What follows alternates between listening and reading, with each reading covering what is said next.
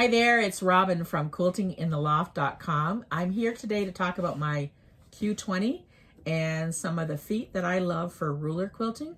Some of you that might know me know that I teach ruler quilting, and there's some feet that I love more than others. They're all great feet, but I'm going to talk about the ones that I like the best. And first of all, I'm going to talk about the 96 foot that comes with your ruler kit. If you get a ruler kit for your Q series on a frame, and it is the number 96 foot, looks like this, and I'll bring it very close in. You can see it's got a good size fence on the bottom and a little groove in it. Makes it easier for you to, the groove on the front, makes it easier for you to see what you're working on. It's a nice sturdy foot. And then as well, there's a ruler base that comes, which helps as a platform for you to set your rulers on, and it goes on your machine. And up next, I'll show you how to install this, and then we'll talk about a few of the other feet that are wonderful for ruler quilting. So I promised you that I would show you how to insert your ruler base on your Q series Bernina machine. And I'm working with a Q20, and I have my handles in the upward position for a reason, because I want them out of the way to get my ruler base on. It's much easier to access the platform area of my machine for my ruler base. Also, I've taken my foot out, so my 96 foot, I've taken it off the machine. I've also removed my needle. It's just much safer to install your ruler base this way. And up next, I'm going to show you a close-up video of how I actually install my ruler base. So I wanted to show you how to install this platform for your ruler base. And there's a little leg, that's the front. And these little guards here, they actually snap into the machine. They are the back. So what you're going to do is just kind of bring it over to your machine. And I refer to this as a platform, but it's really your needle plate here. And you're going to snap these little guards into the groove on the machine. There's a little groove back here on the machine. You see that on the camera. And that's what you're going to snap these little guards into. And they just snap in as easy as that. And this is nice and secure now. And it's going to be a great base for my rulers.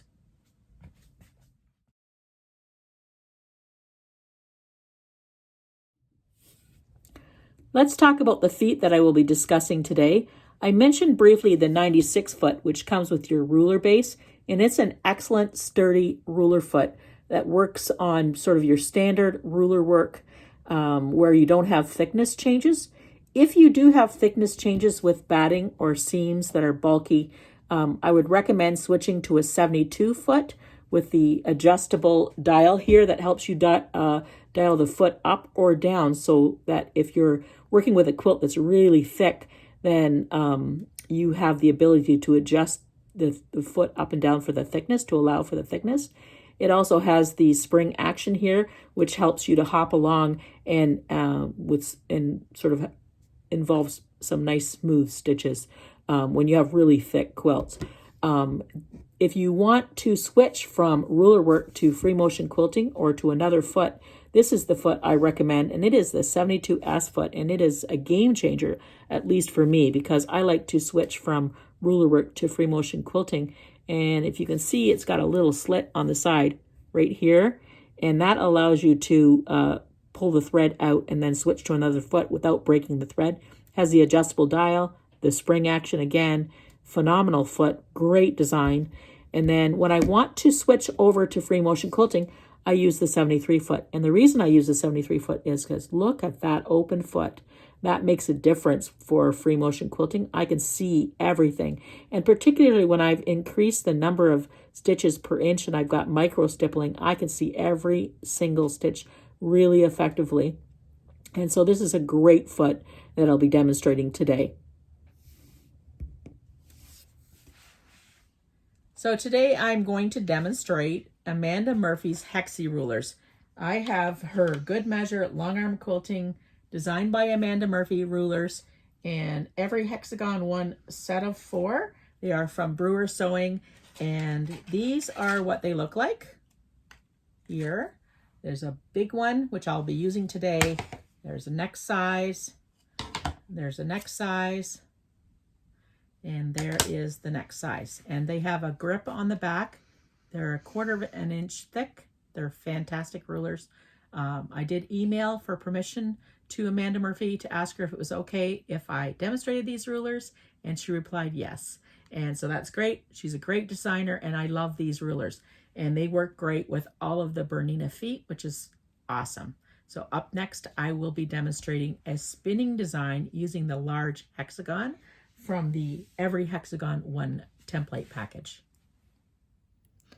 As you can see, I have cross hatches on my block. They're the blue lines that you can see underneath the template. And then I have the black line lined up on the vertical line. And at the top of the template, sort of behind the foot there, and I apologize, it's a little bit difficult to see, but there's a black line that's lined up as well on the vertical lines.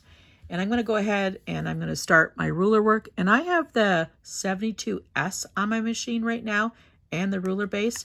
And that will help me to control the ruler and also to keep it firm against the rule. Well, the ruler foot will be firm against the hexagon template that I'm working with.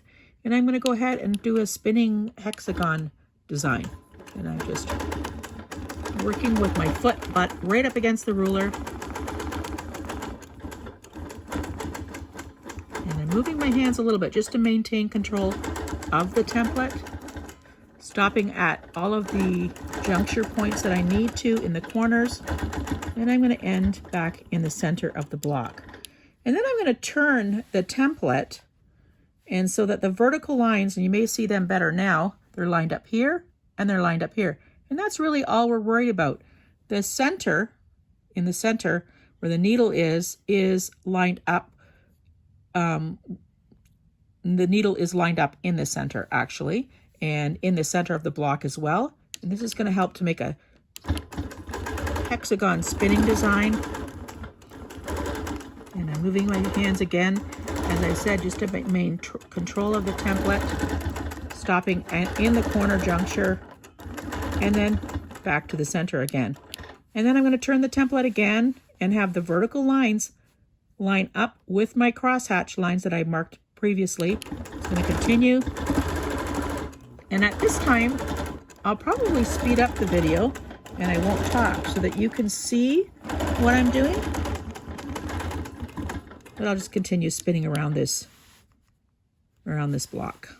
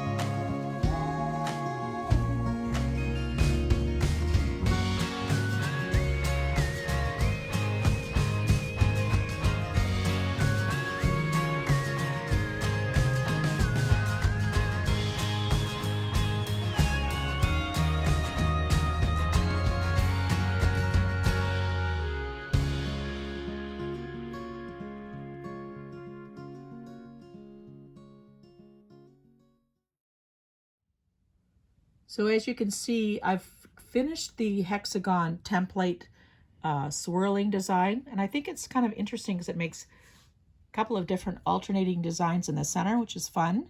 And it is the largest of hexagon 1 package.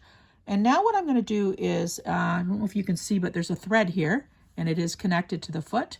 I'm going to take the foot off. Okay, and because of the slit, this is the 72S, you can take the thread out, and then you can switch out to another foot, which is awesome. We all, as long armers or quilters, don't want to have to break our thread.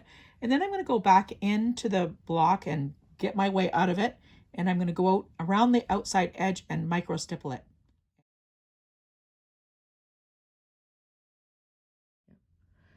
So now I'm going to do the micro stippling around the block, and I just wanted to mention that I'm going to switch it to BSR 1, and I'm going to increase my speed quite a bit because I find that the smaller micro stippling needs a little bit higher speed.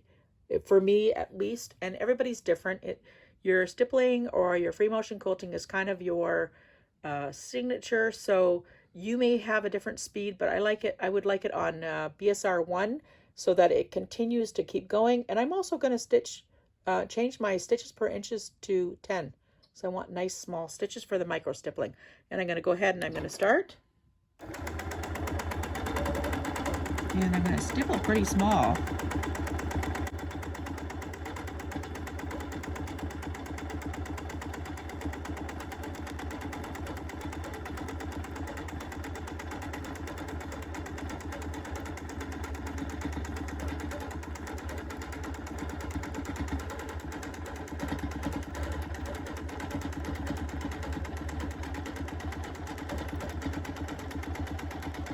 You're getting an idea of what I'm doing with the number 73 foot, which is open so I can see my micro stippling. And I'll continue to do this, and then I'll flash up a picture of the completed block with all of the blue lines removed as well, so you can see what the design actually looks like. And you'll see that next.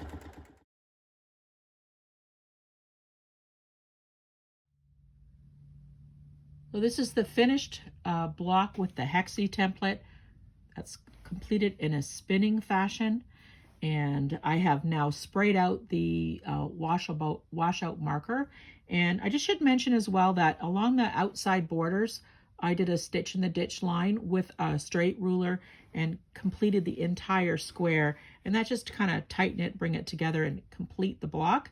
But the micro stippling was done with the number 73 foot, which is this foot here, and then the ruler work was done with the number 72S foot, which is this foot here. It's got a little slit on it to help me switch from one foot to the other.